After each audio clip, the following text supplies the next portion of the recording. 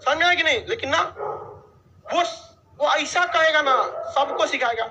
जैसे मान के जिस धर्म का रहेगा, हम किसी धर्म का नहीं लेते ना तो फिर एक बवाल करेगा सब, देखो किसकी बारे में बोल रहा है, ये है कि नहीं यहाँ पे। अब ठीक हुआ, तो लोगों ने मुझे धक्का दिया शायद ये सोच के कि मैं डूब जाऊंगा, लेकिन परिस्थितियों ने मुझे तैरना सिखा दिया।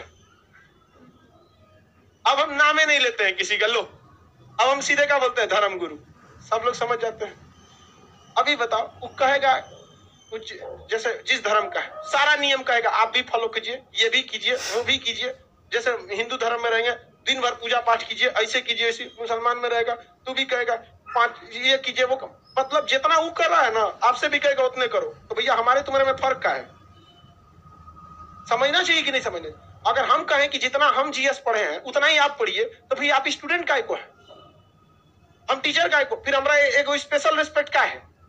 तो वो क्या कहता है लोग, धर्म वाला लोग, कि आप कहीं भी कुछ भी गड़बड़ी कीजिएगा हल्का सा भी, या फिर आप कुछ भी लॉजिक लगाइएगा, सीधा कहेगा तुम क्या जानता है इस बारे में। अरे भैया वो नहीं जानता है, उसको इस हिसाब से बताइए कि वो अपना जीवन भी जी सके, जिस फील्ड में उसने बिजनेस कर रहा है, नौकरी कर रहा है, वो भी चल सके, और थोड़ा बहुत धर्म को भी क्या करें, ले सके। लेकिन ना धर्म वाला कहेगा हमरे हिसाब से चल पूरा, और वो पलट के जवाब देगा तो भड़क जाएगा, हमें किस काम का है। कोई इंजीनियर कह देगा कि तोरा कौन सी पता है कि मैकेनिक्स के बारे में, हमारे किस काम का है, वो बोल देगा तो तू जानता वो हमारा कौन काम का है। नहीं, ये धर्म वालों में बहुत बड़ी खराबी होती है, दूसरे को नसीहत देंगे। भाई तुम जितना जानते हो उतना नॉर्मल आदमी नहीं जानता।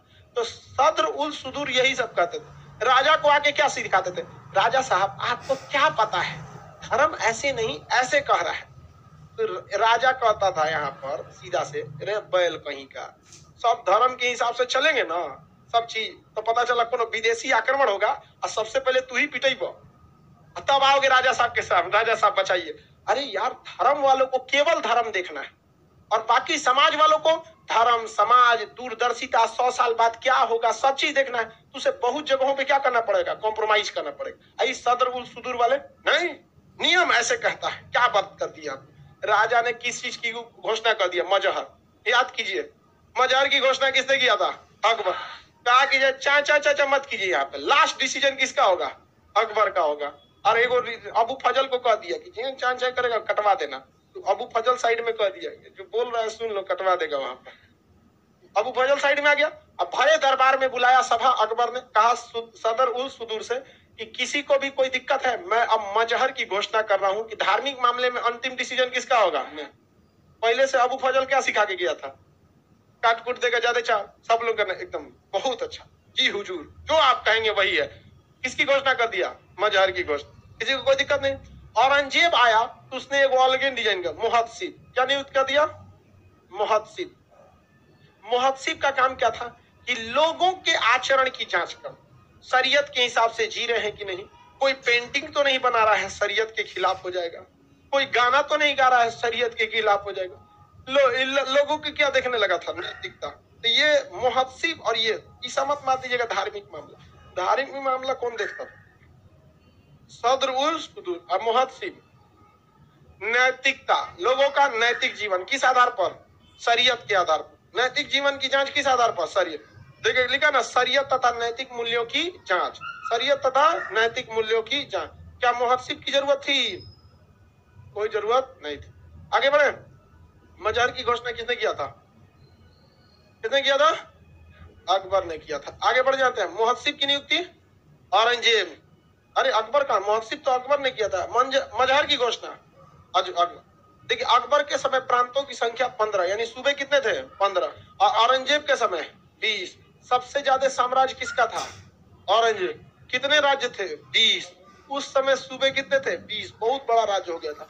बस अकबर ने दक्षिण भारत पे नहीं ज्यादा हमला कर पाए, और इसने क्या किया, शाहजहां ने औरंगजेब ने दक्षिण भारत पर पूरा ज्यादा फोकस कर दिया था।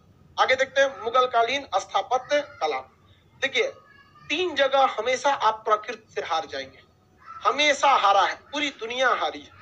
पहला अफगानिस्तान में पूरी दुनिया हारेगी, क्योंकि वहां तालिबान से नहीं लड़ना है, वहां पर्वत पहाड़ इस सब से लड़ना है। खाली पहाड़ है दूर दूर तक, आपको पता ही नहीं है कौन रास्ता किधर जाएगा, उन सबको सारा रास्ता पता है, वहीं पैदा हुए हैं, वहां कोई नहीं जीत सकता। दक्षिण भारत दक्षिण भारत कोई नहीं जीत सकता। हर्षवर्धन गए तो थे दक्षिण भारत, पुल के सीन मारा, नर्मदा नदी किनारे उलाट दिया, जगह यहाँ से दक्षिण भारत में आएंगे। और मुगलों ने नीचे गए दक्षिण भारत में, हार के चले। औरंगजेब गए, शिवाजी थूर के चले। तो दक्षिण भारत आप कभी नहीं जीत सकते, क्योंकि दक्षिण भारत का जो टेरेन है, टेरेन मतलब समझते हैं, बनावट, जमीन की बनावट, वो इतना उटपटांग है कि वहां उत्तर भारत का आदमी कोई जीत ही नहीं सकता।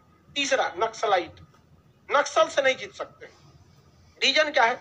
नक्सल एक अलग समझ, नक्सल तो धीरे धीरे खत्म हो रहा है, सरकार नहीं चाहती है पूरी तरह से खत्म हो रहा है, लेकिन नक्सल के साथ भी प्रॉब्लम ये है, नक्सल ज्यादा खतरनाक नहीं है, बट वो जिस जगह पे रहते, इतना घना जंगल है, वहां सूरज की रोशनी जल्दी नहीं पहुंच पाती, हेलीकॉप्टर जा ही नहीं सकता, जाइएगा हेलीकॉप्टर दिखेगा ही नहीं, कहाँ बैठा, आराम से बैठेगा, खड़े रहेगा, उड़ते रहो सोच रहे हेलीकॉप्टर से।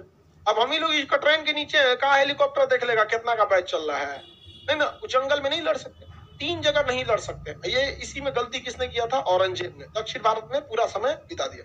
अब मुगल कालीन स्थापत्य कला, मुगल कालीन स्थापत्य कला की शुरुआत कहाँ से होती है? बाबर। कहाँ से? बाबर। 4 बाग शैली का जन्म, बागीचों में सीधे नहरों द्वारा बाबर। हुमायूं के काल में दीन पनाह विश्वविद्यालय, यूनिवर्सिटी, लाइब्रेरी, और इसका मकबरा किसका? हुमायूं का मकबरा। हुमायूं का मकबरा हुमायूं के काल में बना कि अकबर के काल में? हाँ भैया, किसी का मकबरा उसके काल में कैसे बनेगा?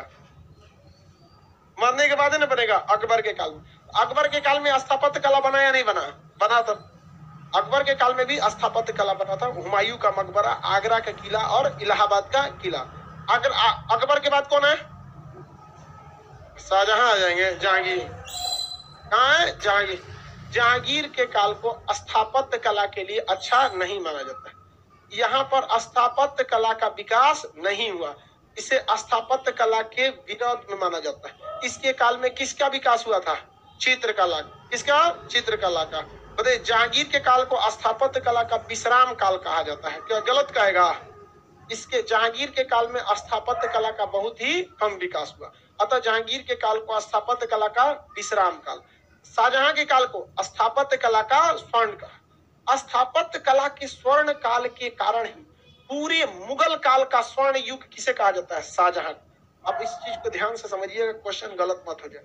आपसे अगर ये पूछेगा कि चित्रकला का स्वर्ण काल, आप बता सकते हैं जहांगीर, नो डाउट। स्थापत्य कला का स्वर्ण काल, प्रशासनिक काल का स्वर्ण काल, अब लेकिन कह देगा कि पूरे मुगलों का स्वर्ण काल, तो अकबर नहीं होगा।